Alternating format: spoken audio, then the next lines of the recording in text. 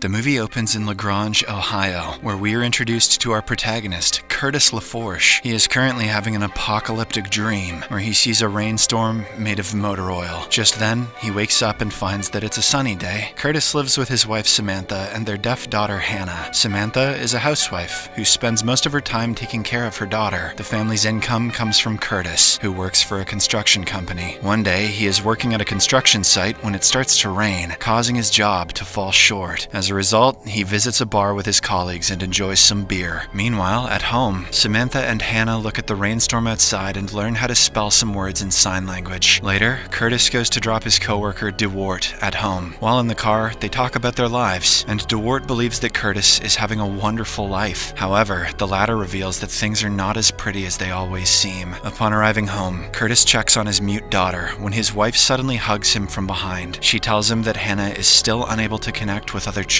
However, he asks her not to worry, asserting that everything will be okay over time. The next day, as Curtis is cleaning up some trash, a heavy storm appears in the sky. Soon after, a lightning bolt strikes the ground, which disturbs his dog Red. It breaks free from its chain and charges towards Curtis, biting his right arm. At that moment, he wakes up in bed, revealing it to be another bad dream. Curtis doesn't like storms. Later, during breakfast, he gets worried for his daughter, who is playing with Red, so he takes her away from it. When Samantha tries to intervene, he lashes out at her and leaves without having his breakfast. Even at work, Curtis seems to be distracted as he keeps looking at his right arm. While working at the construction site, he sees a swarm of blackbirds in the sky. He asks his coworker about it, but the latter doesn't notice anything. That afternoon, Curtis and his wife attend their daughter's school meeting, where they are briefed about some sign language which they can use with their children. Later that night, Curtis experiences another bad dream. This time, he and his daughter get into a car accident due to,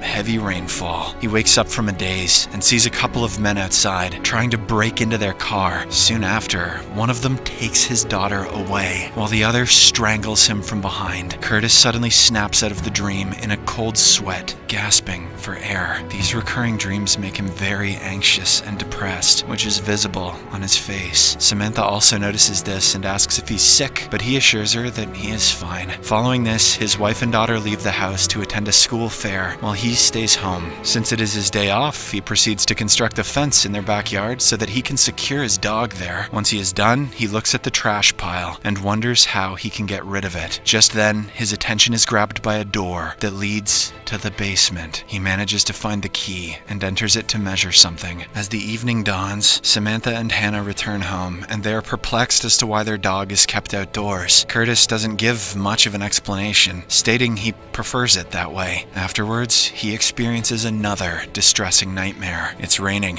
and his daughter is looking outside through the window. When he approaches her, he is startled to see a stranger standing outside their house. The whole ground then begins to shake, and everything levitates as if the house is falling. At this point, he wakes up in his bed and realizes that he has wetted the bed. It's all that damn dream rain. Moments later, Samantha walks into the room to check on him, but he stops her from getting closer, probably due to embarrassment. After cleaning up the bed sheets, he visits a local library along with his daughter, where he goes through some books about mental illness. On their way back, they buy a bunch of canned foods for some reason. As night falls, Curtis cleans the basement and stores the food he brought. When he doesn't return home for a while, his wife peeks through the window and notices light coming from the basement. Overwhelmed by all of these apocalyptic visions and increased insomnia, Curtis finally goes to see a doctor one day. He discloses that he's been having trouble sleeping for 4 days now. Hearing this, the doctor prescribes him a mild sedative and also refers him to consult a psychiatrist in Columbus. Curtis then goes to the pharmacy to buy the prescribed sedative for his sleeping. On the other hand, Samantha visits the insurance agency to inquire about the funds for their daughter's operation to restore her hearing. Much to her delight, Curtis's company turns out to be a reliable insurance provider that will cover the entire expense for the operation. She then returns home and shares the good news with her husband. This makes Curtis very happy, and it is the first time he has smiled in days. The following morning, he wakes up feeling remarkably well, likely due to the sedative he took the previous night. Even his wife notes his improved appearance. However, his hallucinations persist. He hears thunderous sounds while working, even though the sky is clear. This makes him very uneasy, causing him to rush to the trash bin and throw up.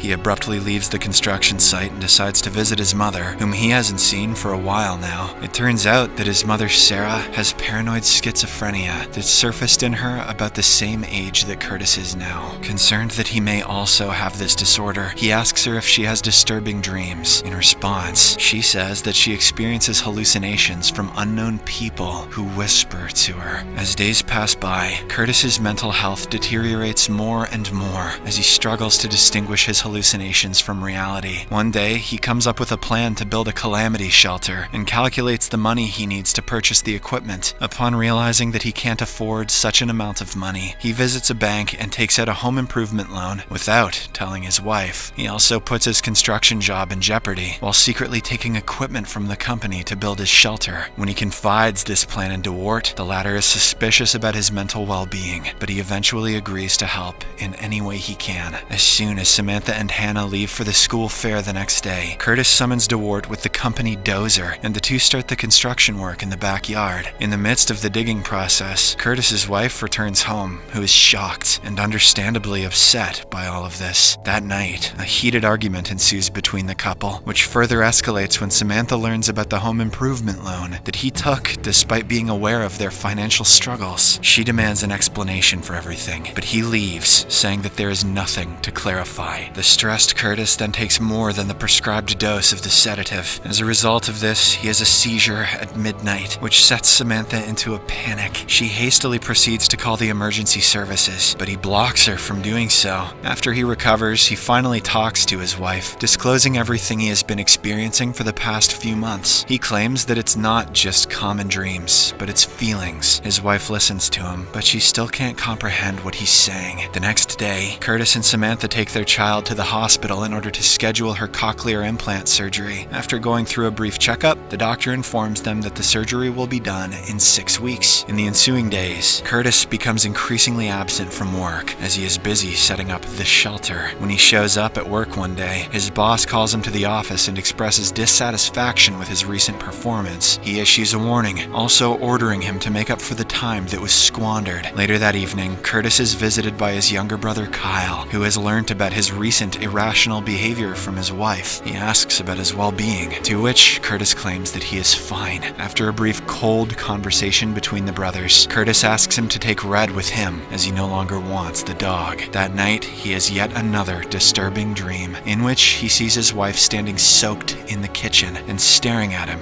without uttering a word. She also has a knife beside her, which freaks him out. The following day, Curtis's boss visits his house and sees the shelter he made in the backyard. He is also aware of Curtis secretly using the work equipment for his personal work. So, he fires him and gives him only 2 weeks' worth of medical insurance benefits. He further tells Curtis that he has placed DeWart on 2 weeks unpaid administrative leave for violating the company's rules. When Curtis reveals this news to his wife, she gets so mad that she slaps him for losing his job at such a crucial time. Several days later, seeing that Curtis still loves and cares for Hannah, Samantha can't stay angry any longer. She goes to talk to him and suggests that they cancel their planned beach trip to cover their daughter's surgery. She also asks him to find another job as soon as possible, which he agrees to. In the next scene, the family attends a social function at the Lions Club so that they can restore some sense of normalcy to their strained and increasingly isolated life. While enjoying some quality time together, Curtis is confronted by DeWart, who blames him for his job suspension. In a burst of rage, he punches him in front of everyone, which ensues in a physical altercation between the two. Enraged, Curtis knocks DeWart to the floor, overturns a table, and unleashes a frightening verbal tirade upon everyone present. He prophetically shouts that a devastating storm is coming, insisting that none of them are prepared. Samantha is worried